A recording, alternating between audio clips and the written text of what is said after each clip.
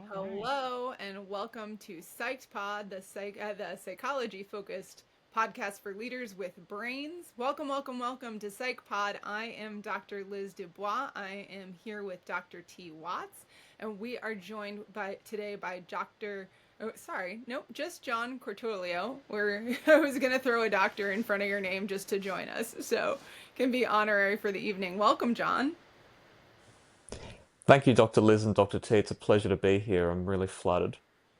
We're happy to have you. Dr. T, why don't you tell us a little bit about what this podcast is about? All right. So, on this podcast, we like to talk about mental health, of course. And so, we talk about the good, the bad, the ugly, but we really try to push the importance of mental health topics and things of that sort. And I do want to point out that we are not MDs, we are not medical doctors. So, anything that you hear in this podcast is not medical advice. Don't sue us. Please don't sue us. Welcome, welcome. Well, thank you so much, T. And I am, like I said, Dr. Liz Dubois Erskine. And today we're going to be talking about a double header topic with John. First, we're going to be talking about myths around mental illness and how diagnoses are invented. And we're also going to be talking about how actual mental illness recovery works. So John is in Australia. He's a counselor, a writer, podcast host. He conducts therapy with diverse range of clients, specializing in working with complex trauma and relational matters. He stays away from politics and popular rhetoric instead pursues objective reality, nuanced analysis, and the conversations we've had up to this point so far have been fascinating. So buckle up, buttercups. Here we are. John, tell us a little bit about your story. Thank you, folks. Well, I have always had some sense of wanting to know more about how the world works, and I have no doubt that that's what led me to want to be a counselor. And I also have my own lived experience of a variety of different mental health challenges that have happened at different times in my life, and wanting to understand that more effectively and trying to find knowledge that I couldn't find in formal education was what drove this continuous quest for me to understand more about how the world works, how people work, and why. And so, as my life progressed and I started to learn more about myself and I started to learn more about the world, I realized I want to be a part of helping people to progress in the journey in which I'm currently progressing. And I want to help provide them with knowledge and with skills that I had trouble finding as when I was in that part of the journey. So that drove me to become a counsellor, and now I'm very grateful to have worked in this field for some time now, and I've been very grateful to be able to work with a number of different types of people all throughout our all throughout our beautiful planet, with all different types of concerns, with all different types of goals. I'm rather humbled by the fact that people have decided to make rather major life changes and pursue their aspirations as a result of working with me. I'm truly grateful and humble that I've been able to do that with people. And to this day, I get to work with a variety of different people. I specialize mainly, as you said, in working with individuals who have past adversity and complex trauma, and I specialize in working with relational issues, both with individuals and couples. But I work with most of the major issues for which people seek counseling, from mood issues, depression, anxiety, fears, anger management, through to life transitions, through to self-development and life skills, and everything in between.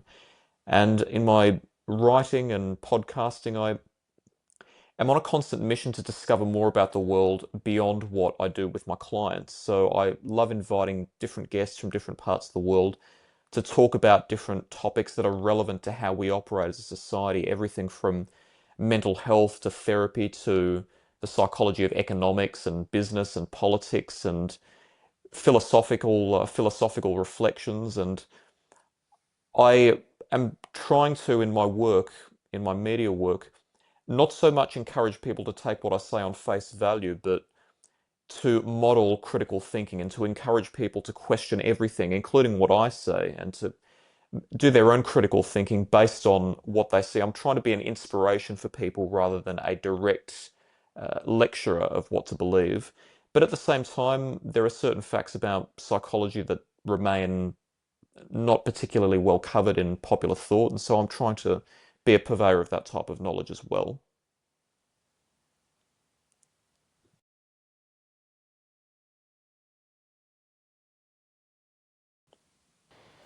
What sort of topics fall under the category of lesser well known or aren't being talked about that you're trying to purvey information on?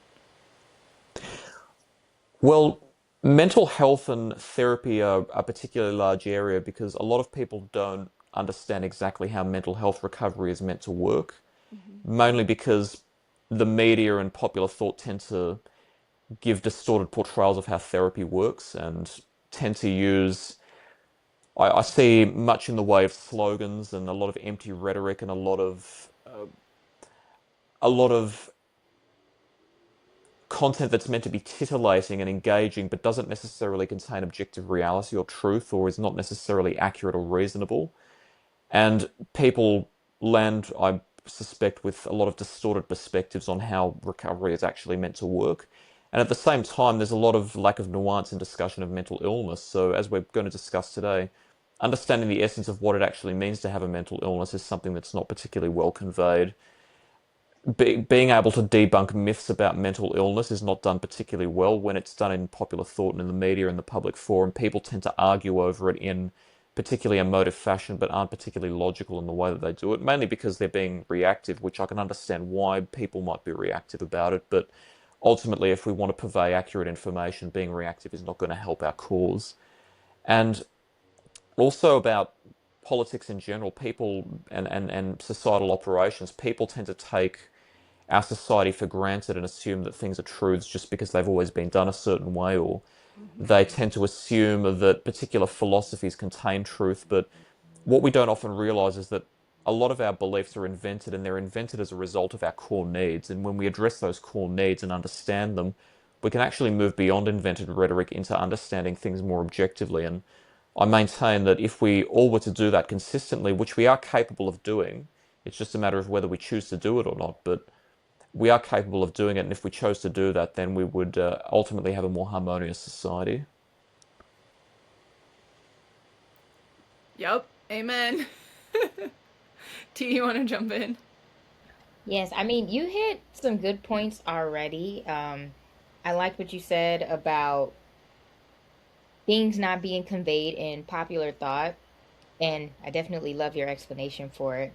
And I also like when you said to question everything because I do feel like that there's not enough of that going on right now. Um, like you said, people have a tendency if things were done a certain way or they've always been this way, it's kind of almost like a, if it is not broke, don't fix it. Have you guys heard that? Yeah. And um there's always room for like progress to be made, and you can't really make good progress if you're doing things the same exact way. Yeah.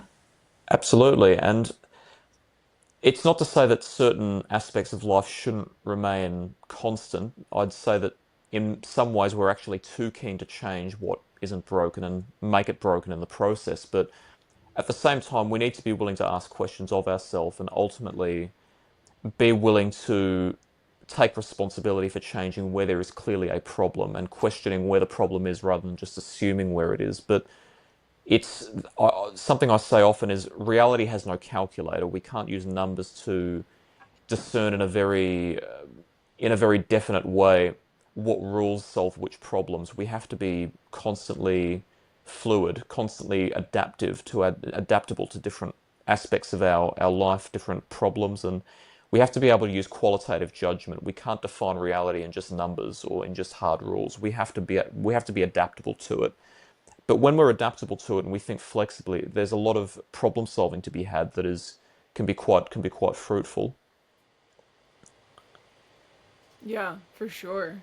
Sure. You mentioned that you see a lot of like slogans getting kicked around that don't actually articulate much. And when I see billboards and t-shirts and stickers on Temu that all say it's okay to not be okay. There's a billboard Mm. series that's on a highway not too far from my house, and it's got a number of those it's okay to not be okay and break the cycle and all these different things that don't actually really articulate anything actionable for people beyond seeing a billboard. I'm curious how that plays out for you.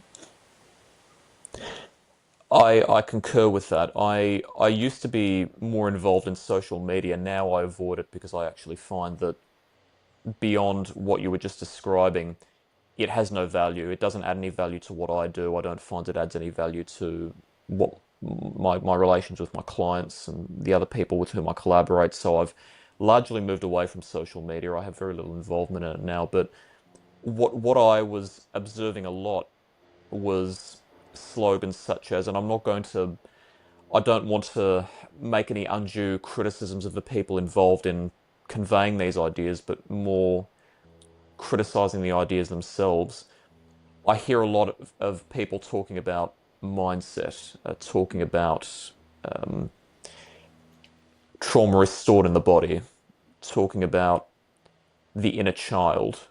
Now, all these concepts are valid and they're important, but what I find social media is encouraging people to do is to take them for granted rather than actually asking what the utility of them is. I'll give a brief example. What exactly is the value of mindset? Now, many people who might call themselves coaches might say, well, mindset influences the entire way that you understand your life, how you work, how you live your life. Some spiritual practitioners might relate it to the concept of manifestation. They might say, well, if you want something, you have to think about it, you have to attract it. Different people have different perspectives on it, but there's really only one truth to it. And it's a principle that Dr. Albert Bandura, a Canadian psychologist from many years ago, who did a significant amount of research in social psychology, he penned the term reciprocal determinism. And what this basically means, it relates to well, maybe Bandura conceptualized it slightly differently, but it effectively derives from our basic needs.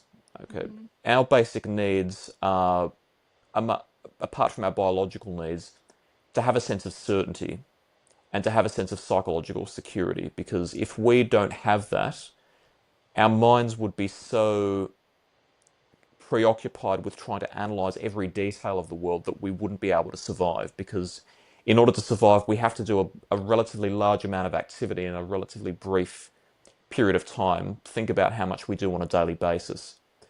So our minds filter much information, but we also interpret a lot of information in order to make quick decisions. If our brains were not able to do that, we wouldn't be able to survive.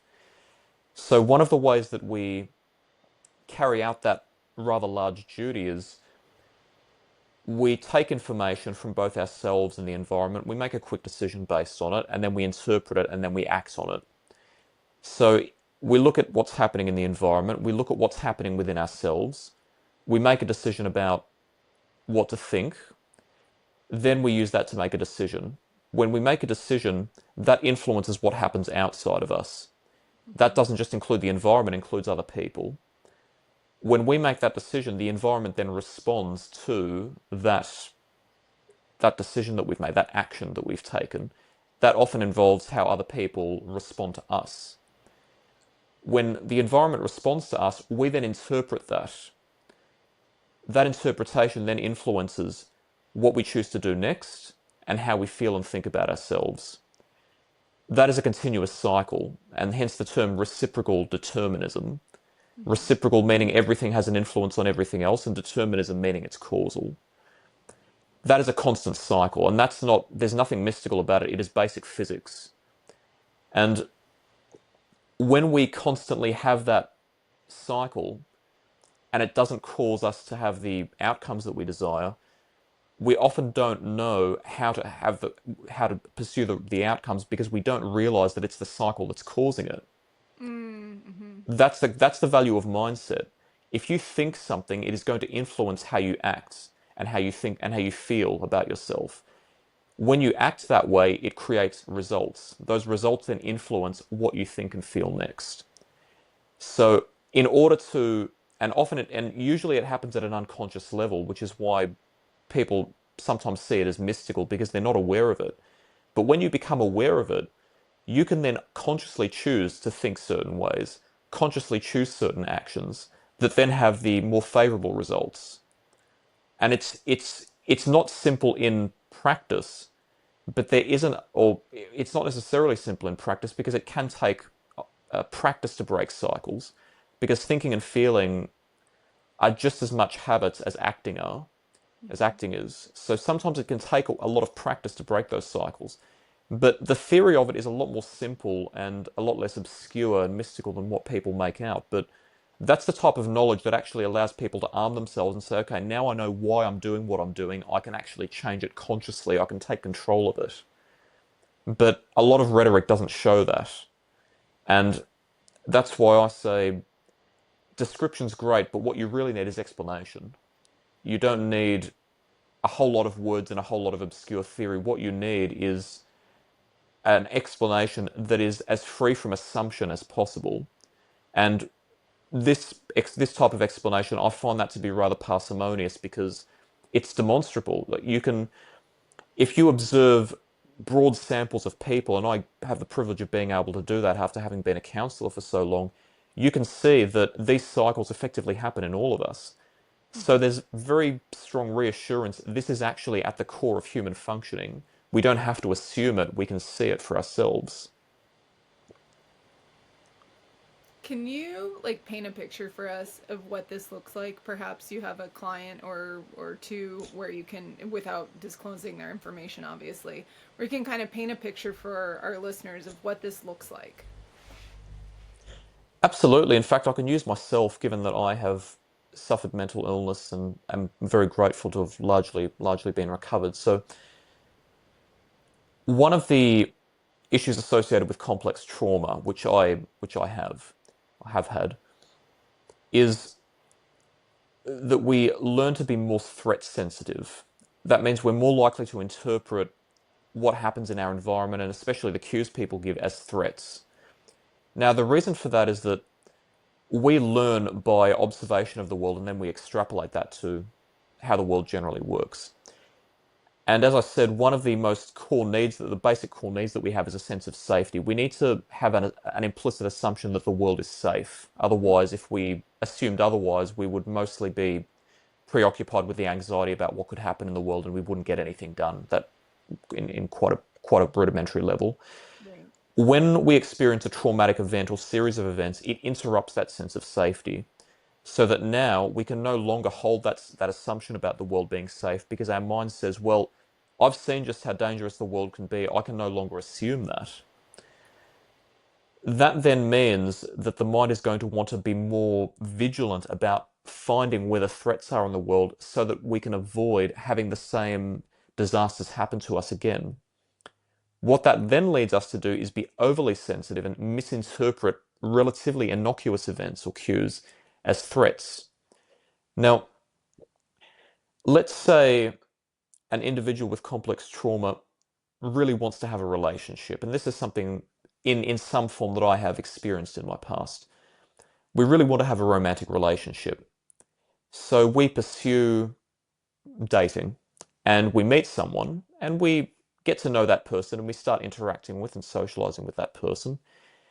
But because of our history of trauma and knowing what the world is like, that person may interact with us in a way that is completely innocuous. For example, they may make a playful joke.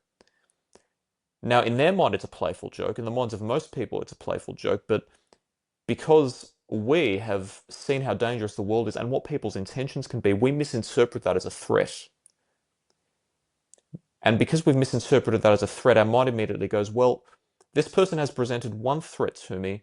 How do I know they're not going to present more threats to me? I'd better end the relationship before they pose a real danger to me.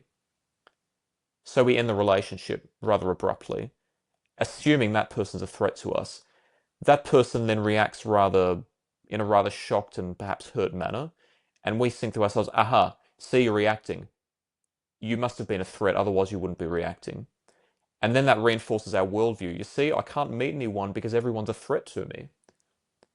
But if we understand the cycle and we understand, okay, the reason I interpreted that as a threat is because I've learned to interpret it as a threat. But what's the truth of it? Was that person really intending anything harmful to me? Were they, if I had have continued my relationship with them, would those things that happened would have actually been threats to me, or were they just a part of the relationship? If I can then question that, I can then change it. So the next time it happens, I can respond to that event in a different way. When I respond in a different way, the person responds more favorably. When they respond more favorably, I see, there are people in the world who aren't threatening. And then because I have that new knowledge and I'm thinking about the world differently and thinking about myself, I don't have to react so much to people. I can respond more mindfully. Then I start to see the world in a different way.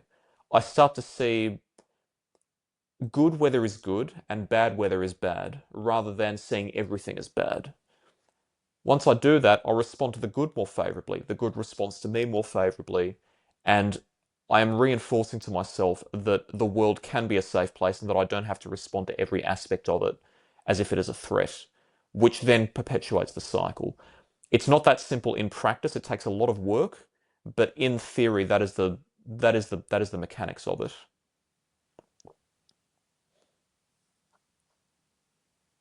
That's awesome. That's awesome. Do you have like a favorite outcome that you've seen with your clients that this has made a radical difference in their life and therefore X, Y, and Z started to unfold?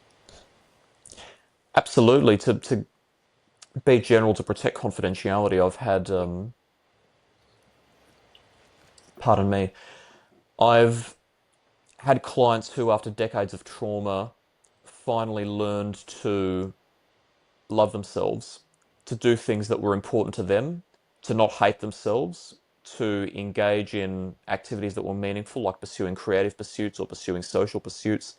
I've Mm-hmm. also had people in situation learn to care for themselves and not feel that they have an obligation to do everything for everyone all the time. I've had people wanting to move countries to pursue things that they didn't think they would previously be capable of pursuing. I've had people go from being rather severely affected by illnesses such as mood disorders or bipolar to and not feeling that they could ever return to the workforce to starting to return to the workforce. And it's not there are some additional nuances to it that can happen, but effectively it's about identifying how you best understand the problem and then what you do about it. Mm-hmm. I'm very strongly based in, although it's not I don't consider it a dogma. I'm very much in favor of behavioral intervention or self-behavioral intervention, where a person decides once they've understood what can I do to change my worldview and to change the way my mind reacts to certain things in the world. Largely with my guidance, I help my clients decide for themselves activities that would be and pursuits that would be favourable to that outcome, and that's a large part of what I help people to do. Amazing. That's awesome. T, do you want to jump in here? Yes. And so, what is it that, can you guys hear me? Mm-hmm. What is it that you call that again? So I don't. the basic mental mechanic, it's called reciprocal determinism, it was uh, coined. That term was coined by a Canadian psychologist named Dr. Albert Bandura. That's a Bandura. Rest his soul. He passed away a few years ago, I believe, but he was very much a prominent figure in social psychology research. Okay. Because a lot of what you said, I know you said earlier that a lot of things on social media, I think we're getting some feedback. Hold on. I know you were saying on social media that a lot of people are on there and they're talking about mindset. And so a lot of what you said does sound like, shifting your perspective and how you analyze it, but you're specifically it sounds like you're going a little bit more in depth because it's kind of like we have to have the realization of how our body and how our mind reacts to stimulus, right? Absolutely, because a large part of how we operate psychologically involves making conscious choices. Absolutely. Okay. Okay. Oh, my bad. Hold on. I'm wondering if we can pivot into our part two then of what do people actually do on a practical level, right? What does mental illness recovery look like? Well, there are always variations in it, but the first step is to find a safe place, because if one is constantly vigilant and constantly affected, then it's not a fertile ground for recovery. So a person has to have a safe space, whether it be with a therapist or a peer recovery worker or somebody else that they trust, even somebody that they know personally. They need to have a place where they feel psychological safety. Then it comes to understanding. And this differs between different people's situations, but what I've just described is a large part of the insight and the understanding that is quite helpful to people. Different types of mental illness, though, might have different substrata that require more specific intervention, but a large part of what I do with my clients involves understanding these types of cycles. Now, once you have insight, the action part is where it can become quite difficult for people. And the reason for that is that what's often not discussed, as I was discussing with the two of you just beforehand, was mental illness is not just negative thoughts and feelings. Mental illness it does have a real effect on how our brain operates, and there's a function of our mentality called executive functioning. It's the ability of our brain to process information and conduct basic activity from the simple to the complex. Most of our executive functioning we do unconsciously. We're not even aware of it, and that's why we often take it for granted. But mental illness has a real effect on that most of the time. Now, something else important that I mentioned is that one of our most basic needs is for psychological safety and to be free from threats. And one of the most prominent threats that we encounter on a daily basis is facing our inner pain. Discomfort is not pleasure to any of us. It's something that we all want to avoid in some way. And when we experience it, it has a greater effect on our executive functioning, and it is so uncomfortable to us that we often avoid it. The problem is that when we interpret what's happening within us as a threat and we avoid it, we never actually learn to overcome it. Because to overcome inner pain, we actually have to do something to learn to effectively sit alongside it, be able to sit in its company without reacting. And a large part of the action involves doing something or carrying out activity that has a number of different elements. It has to involve getting used to the pain, so we have to learn to sit alongside it. But at the same time, we also need to learn to rewrite our narrative. We need to learn to construct a different reality that demonstrates something differently to ourselves. Yeah. I'll give an example of this. A person with severe depression or anxiety might have trouble conducting the housework. This might sound simple, but for somebody with a severe manifestation of that diagnosis, it's a real problem. Now, the cycle happens that because our executive functioning is affected in that circumstance, it's hard for us to think, even at the most basic level, how do I start the housework? What do I do first? If we have trouble thinking that, our mind then escalates to thinking, this is too overwhelming for me. It then escalates to thinking, if this is overwhelming for me, I must be useless. I can't even do my housework. I must be useless. This is never going to change. That's going to make the feeling worse. The feeling of trying to do it anyway is so painful that it becomes easier and more comfortable to simply avoid it. A shift might be, right now I feel useless and I feel like I can't do it. I'm going to do it anyway, and I'm not even going to care if I make a mistake. So we go and do the housework. We might fumble things a bit. We might not know what order to do things in. We might make mistakes, not fatal ones, but we might make mistakes in how we would normally do it. It might take us 2 times or 3 times as long as we normally do. But we do the whole routine. We get to the end of that routine, and all of a sudden the narrative changes from I can't do this to I didn't do that as well as I wanted to, but I still did it. So your mind now has something else to consider. It's not impossible, it's just painful. So the next time you go to do it, your mind is thinking, well, it's not going to be impossible. It is going to be painful, but I did it last time. I'll do it again this time. This time, you're a little bit better at it. It's still painful.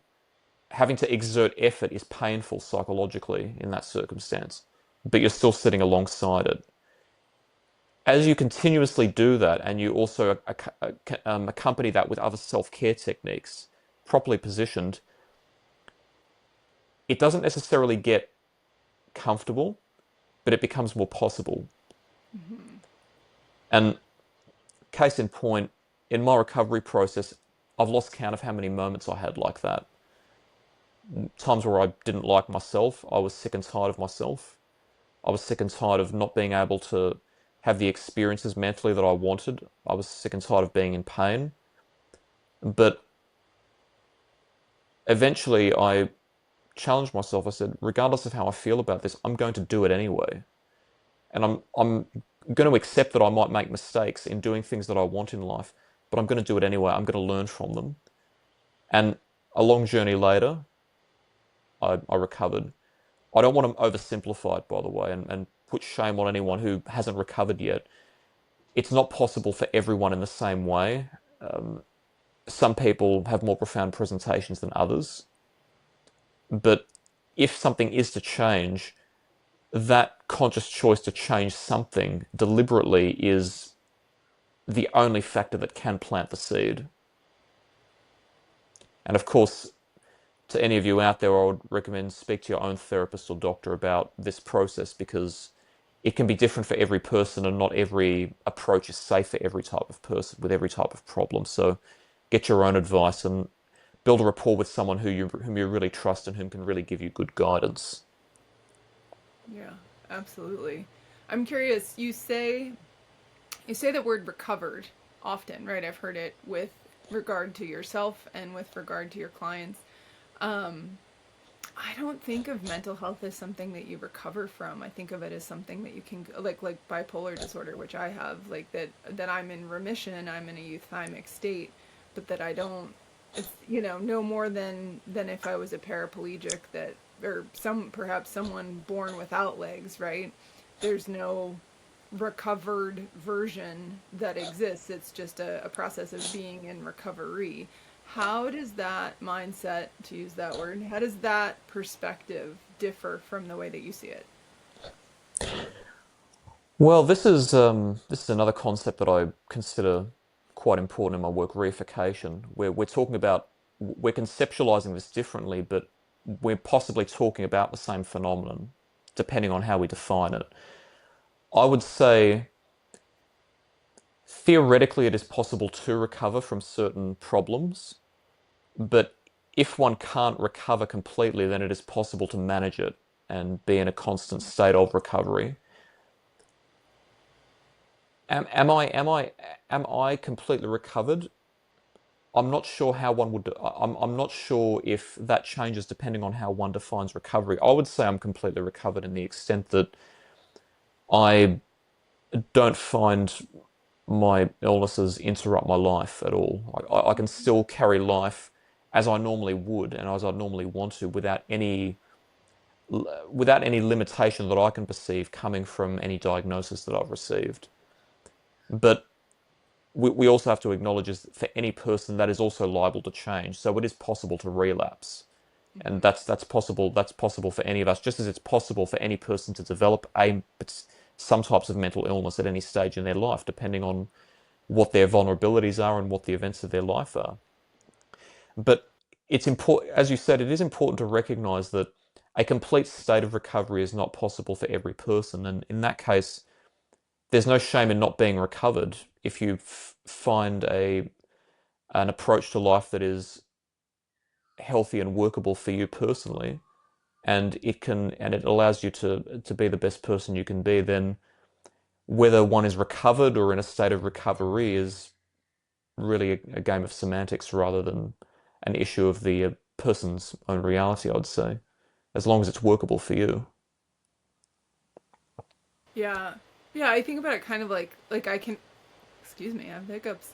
Like I can recover from COVID or from a flu or from strep throat, right? But to bounce back, to assume that that's even possible to recover from something like schizophrenia, bipolar disorder, underlying personality disorders feels like it's in a different, like inaccessible category to me. Does that feel the same to you? Because that it feels like a difference, more than semantics. Oh, look, quite possibly. I think from what I understand, the evidence has demonstrated that if somebody has a personality disorder, then largely there's controversy about the language use here, but I'm being strictly clinical that that person will always have experiences that constitute that diagnosis, even if they learn to manage them. So there's always going to be some challenge present. Same with bipolar, the same with schizophrenia or different psychotic disorders. Autism or ADHD, if their diagnoses, some would say they're not mental illnesses, but they're definitely diagnoses, they're considered to be neurological. So effectively, you always have those characteristics, even if there's aspects of them that you learn to manage differently. Illnesses like anxiety or depression, I would say that recovery from them is possible. Mm-hmm. I've known people to recover from them. It's not to say that relapse isn't also possible. It's just that it's different for different people. I would say that in theory it's possible. It's just not it's just not it doesn't manifest for every person. But you're right that there are certain illnesses which we could more reasonably conclude that complete recovery isn't possible. It's just that a person can learn to manage it in a way that's healthy for them. Mm-hmm. Individual results may vary. Absolutely, yeah, definitely. Excuse me, I have the hiccups. T, do you have any final questions? You got to You're on unmute. mute. Can you guys hear me now? Yep. Yep. Good. I was gonna say I don't have any other questions. You're extremely well versed in a lot of the stuff that you were discussing, and I think you brought a lot of valid points.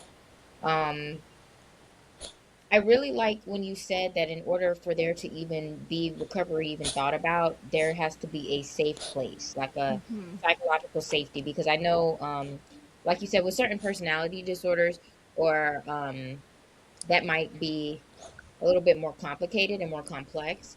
But with things like depression, PTSD, and stuff like that, I would say definitely just orienting yourself and being able to have that safe space can definitely help. But I don't have any other questions. And again, you're very well versed in everything that you were talking about today. This has No, been. thank you. I appreciate it. Sorry, I didn't mean to talk over you, That's John. okay. No, thank you. I really appreciate it. We appreciate you coming by and stopping by Psyched Pod. We have had a great conversation here today. If you want to learn more, you can reach John how? I'll provide you a link for this via my website at www.yourlistener.com.au. Perfect. So that's YOUR listener.com. We're so grateful that Dot you com made dot com dot au. Sorry. .com.au. Okay, yes, be in the right place in the world. Well, thank you so much for being here. Thank you to everyone that tuned in to listen. This has been Psyched Pod. Please check in with your own practitioner if you have questions about this and how it applies to you specifically. And with all that out of the way, we will see you for another episode in 2 weeks.